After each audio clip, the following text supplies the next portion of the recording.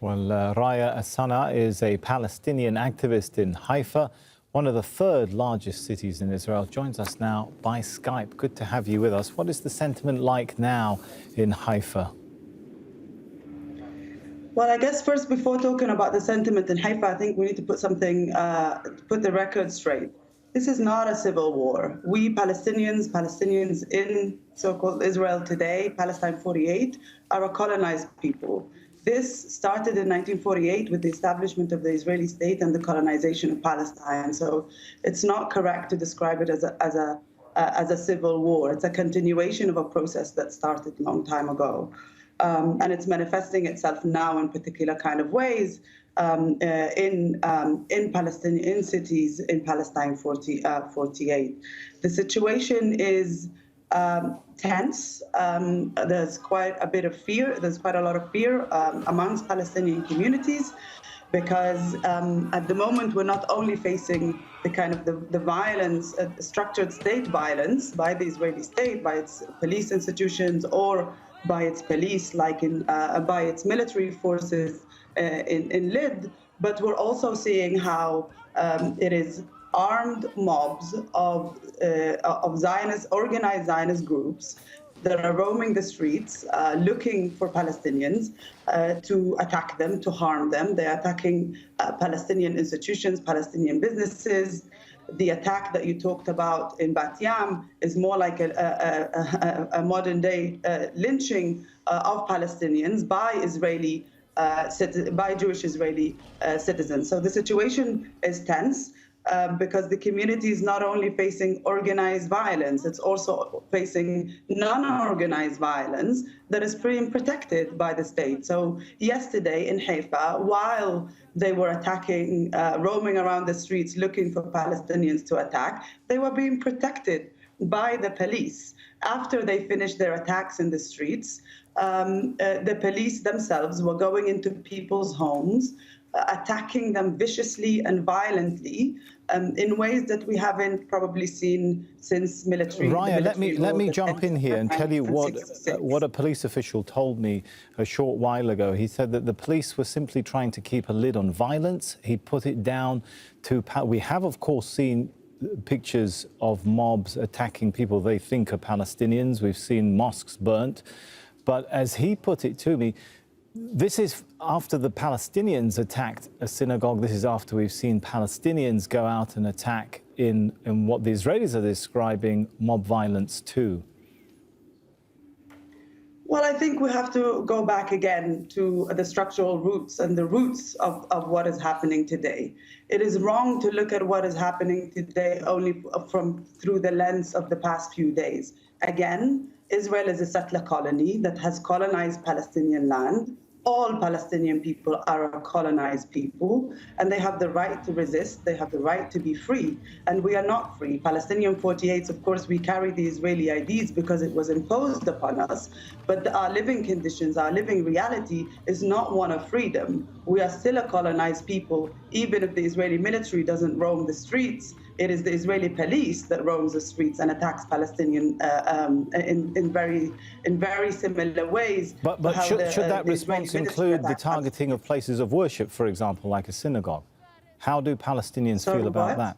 Should the Palestinian reaction that you're describing to the colonization or the occupation, should that include targeting places of worship like synagogues, though, and civilians? Look, I'm not here to justify anything, and I'm not a speaker in the name of anybody. People can speak for their own selves and for their own actions, so I'm not going to really engage with kind of either condemnations or acceptance. I think we just have to look at the bigger picture here of what is going on and why people are resisting in the way that they are resisting, because actually you have a state-structured violence, institutionalized violence that they're facing, and they have to resist in any way that they deem possible. And now what is taking place is that people have no sense of protection. The only way for Palestinians, citizens of Israel, to protect themselves is to self-organize. And that is what has been happening. In neighborhood after neighborhood, you see people coming out, protecting themselves because they have nobody else to protect them. This is what was happening yesterday in Wadi Nisnas in Haifa. This is what was happening in the neighborhood of Halisa and Abbas. It is Palestinians who had to come out, predominantly Palestinian youth, who had to come out in defense of themselves because there was nobody else that was going to defend them. This was very similar during the demonstrations that we saw in the past few days when demonstrators were attacked by the police in excessive form of violence. There was no medical care delivered to protesters. It is we that had to self-organize and deliver medical care for everybody that was injured during those protesters, other than the critically injured people who were sent to hospital. Ambulances were coming hours in delay.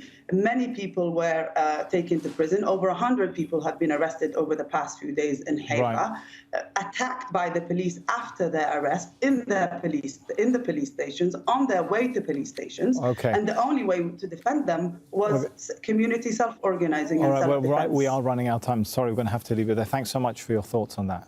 Thank you. And Yonah Jeremy Bob is an intelligence analyst. He joins us from Modi'in by Skype. Good to have you with us. So we've seen a number of dynamics that kind of look different this time round in this cycle of conflict. Let's start with the Palestinian rocket attacks. Are they proving more disruptive, more deadly than in the past? Yes, they are.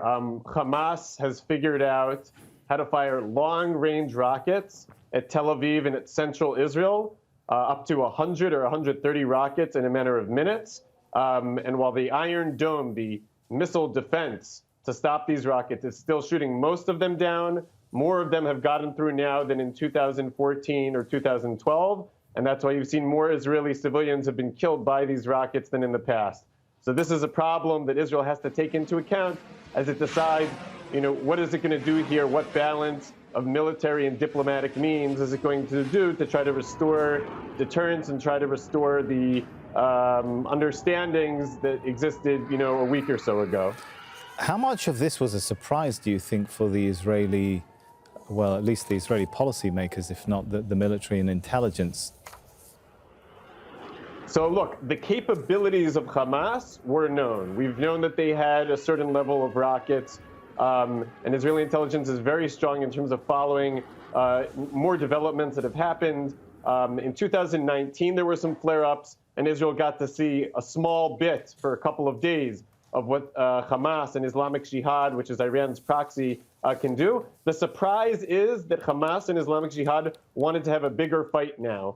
And I think there's all sorts of reasons the Palestinians weren't able to put together their elections. Hamas feels like they're not getting attention from the rest of the world because of the Abraham Accords and all of the other things going on in the world. And they're trying to get attention with certain incidents that have been happening in East Jerusalem. And that did surprise Israel and the IDF. They didn't expect Hamas to make such a stance at this particular point in time.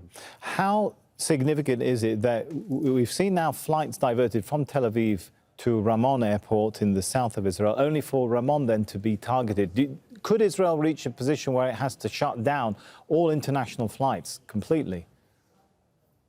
Well, it's very interesting. In 2014, there were 48 hours where flights were shut down. But now we've lived through the coronavirus. And in the coronavirus, there was a lot longer shutdowns. So I think if flights do get shut down, and they're not completely shut down yet, they are sending incoming planes to different airports. But even if there's a shutdown for a couple of days, it'll be a lot less than what has been during the coronavirus. And you'll see that if this lasts more than a couple of days, then there could be a ground invasion. Once the IDF does a ground invasion, it will significantly impact Hamas and Islamic Jihad's capabilities to continue their long-range rocket fire. Now, are these Israeli policymakers having to make different calculations, perhaps different intelligence calculations as well, because of the communal violence, the level of communal violence, which we haven't always seen in previous rounds of confrontations?